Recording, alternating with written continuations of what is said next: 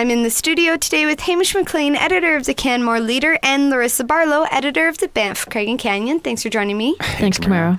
So let's first talk about, get it out of the way, Canmore's rabbits, because we're coming back to we're coming down to the real end of this debate. Well, you'd think. Well, I guess It'll fire right back up again. I think that that's the joy of it, is that it is gonna go on for a number of years. Hopefully, I think that we're at the point now where it looks like there are groups that are committed to finding a sanctuary solution.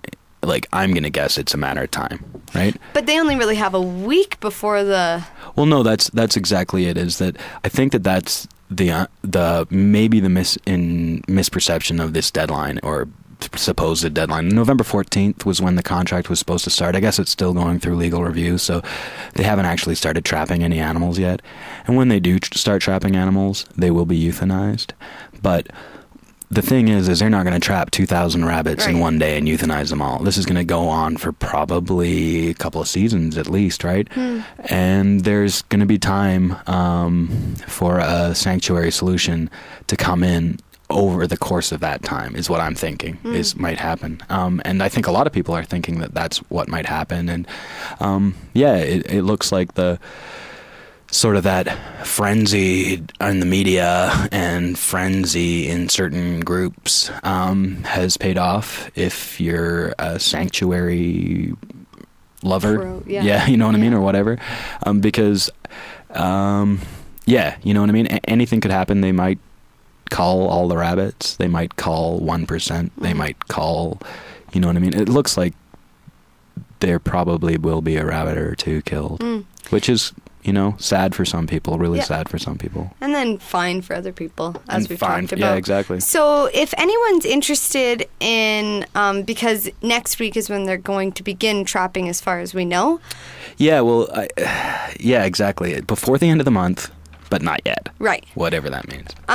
So if people, you kind of put at the end of your story that if you're willing to let your property house a trapping unit. Right. Well, and so that's been one of the big concerns, is like, all you're going to do is thin the herd and allow more rabbit food to be available, and you're going to, you know what I mean, you're going to exacerbate the problem or whatnot. But so it's a big part of this is to get sort of private property owners to buy in. And I was talking to a couple of people over the weekend, and you know what I mean, they didn't realize that there was, quote unquote, a number to call, but it's not a number to call really. As you said, it's an email really at this point, and it's pretty easy to remember. It's contractor@canmore.ca. So that's if you want to allow animal damage control to come on your property and trap rabbits, then you've got to get in touch with the contractor. Are the traps going to be like hidden under the deck so that when you're driving down the street you won't see who's like a pro bunny killer, or I don't know, single out people in the community? See, I really don't know how it works. This contractor has 20 years of experience. I can't imagine there are too many companies in the area that have the capability to trap a bunch of feral rabbits, but at the same time, maybe these guys have done this before, you know what I mean? And so I'm sure that there's a system. I don't know what it is. Yeah. Well, I've seen pictures on Twitter of people thinking that they've already seen some traps being set, little plastic boxes. Yeah. But, scandalous. But put your hand in there to see what happens. Yeah, as long as it's not like giant mouse traps, you know what I mean, on everyone's front lawn. Yeah. Right. But there's been a lot of scandal. We were just talking buzz about anti-Canmore tourism websites, and are we not allowed to talk about that? No, I was drinking coffee really loud. I'm sorry. So this story is just ballooning at a crazy rate, but we will find out. Which one? The bunny story? Yeah, the bunny story. What's worse than ballooning? What's worse than that? Because multiplying like rabbits. Right, there we go. Yeah. Nice one. It's really, it's funny, right? It's something that Canmore sort of, in a sense, refused to talk about at election time. You know what I mean? But I was reading somewhere in the news, like, the municipal elections just happened in BC, right? All these towns are voting in new mayors and councils, and at some places they refused to talk about the Northern Gateway pipeline that's coming through because it doesn't affect our city. But at the same time, at public meetings, people said things like, all those who would oppose it, please stand up right now. Yeah. And they stood up, and if you opposed that pipeline, you had a better chance in certain city. You know what I mean? It's interesting how... Well, it's all connected. It's not separate, you know? They're not separate issues that lie in their own kind of organism. It's all part of, exactly. And when it was crazed, like, I hate to use that word, I'm sorry for using that word is what I should say, but when it was really sort of seeming like there was a lot of buzz about the rabbits and people seemed to think that it was coming out of nowhere, people were like trying to impeach the mayor, you know what I mean? Which that's why I said crazed, but you know what I mean? Like, it's silly, and it's something that has been on the books for a long time. So the reaction to it I found a little bit silly at times, but I didn't mean to say that either. Well, we will obviously find out how this all...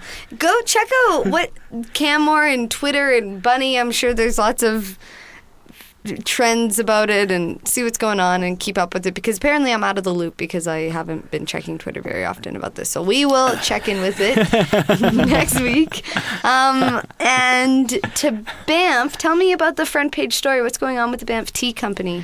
There's a big fight about chain stores returning to Banff. A couple of years ago, there was a big battle with the Banff Book and Art Den trying to stop Chapters Indigo from opening a store here, and they're kind of spelling the end of their business if nothing was done. And it didn't really seem like you look back and you go, well, what was done? And I'm since then community plans come out to say monitor and respond to the mix of local and chain stores, but the Art Den did close down. The Art Den did close, and Chapters is here, and it's now a natural cycle. Now we've got a new player. The Banff Tea Company is trying to start up a protest because David's Tea, which is a chain throughout Canada and the U.S., is planning to come to town, and I understand that they have the exact same suppliers, so it would be the same material, and they're looking at a main floor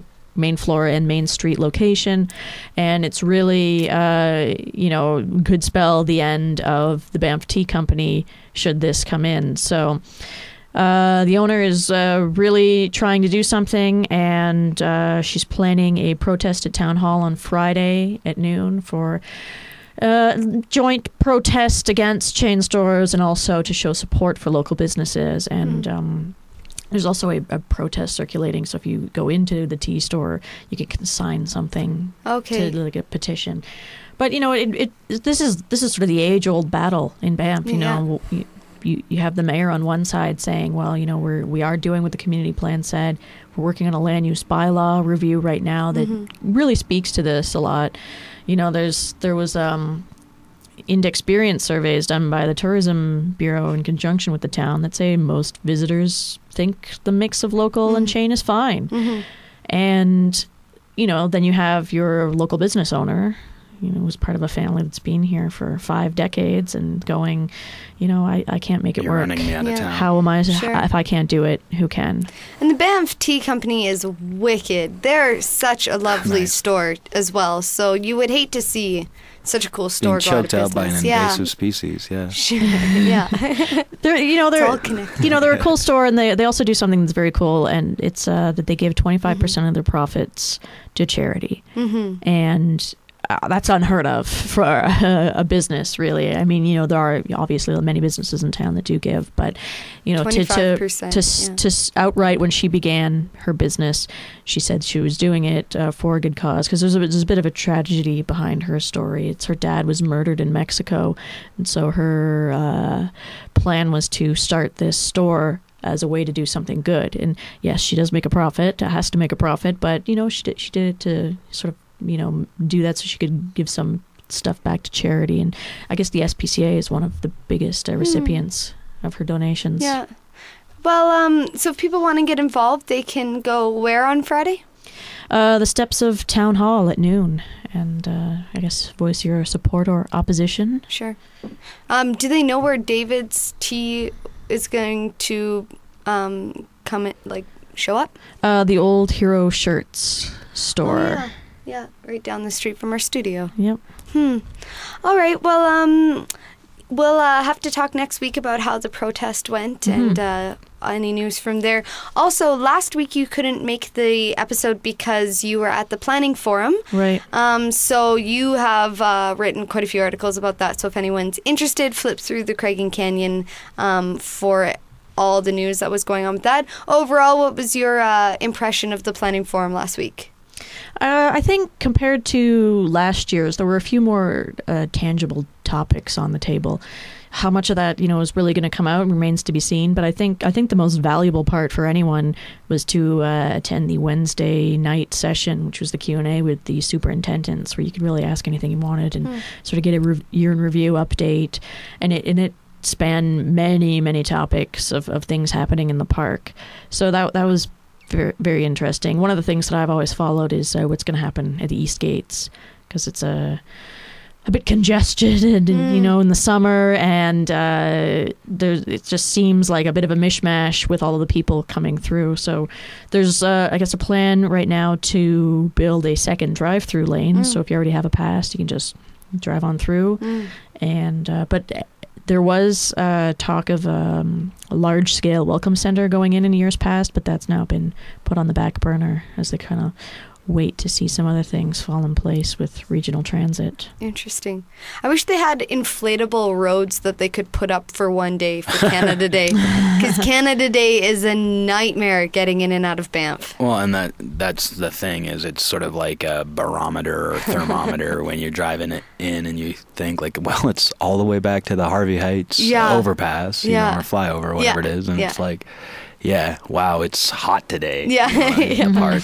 And before I let you guys go, on in all of the newspapers last week, news about the Friends of Banff shutting down, which is, of course, the company that owns Park Radio, which everyone is listening to right now. That's so sad for me. I just wanted to acknowledge, as of April 30th, the Friends of Banff will be shutting their doors. There's no real plans yet what's going to happen to Park Radio, so that's all still up in the air. But a couple nice articles in the paper. It's just a sad day for all of us here, Yeah, it certainly wasn't fun to write about that. No. But I mean, I guess there's some sort of positive out of it, that there's going to be some efforts to try to make the radio something a bit different, something a bit new, and hopefully we'll see you around many years from now. Hopefully. Running the radio station. Yeah. We'll see what happens. It's definitely not the end of the world, and hopefully some good comes out of it. But just for, a little bit of transparency, that's kind of what's coming up, and we'll let people know early next year what exactly is going to happen with the station. Is that all we have to talk about today? Sure. Well, I always have things to talk about. Yeah, exactly. Right. Larissa and I went to the Feist concert on Monday. Not together, because she went in early for dinner. Whoa. Yeah. Fancy. Yeah, we got there kind of late, so we ended up having dinner at McDonald's. Oops. Shoot. Darn. But it was a really good show. Larissa and I were texting back and forth, like, where are you? I'm here, I'm there. And I realized, like, all we're going to do is see each other and then wave, and that'll be it. So I didn't respond to any more text messages. I was prepared to have a conversation screaming at you from the balcony. We should have started the wave. Yeah, that's the kind of show that was. Okay, well, we will talk next week. Thanks again for joining me. Thanks, Camara. Hey,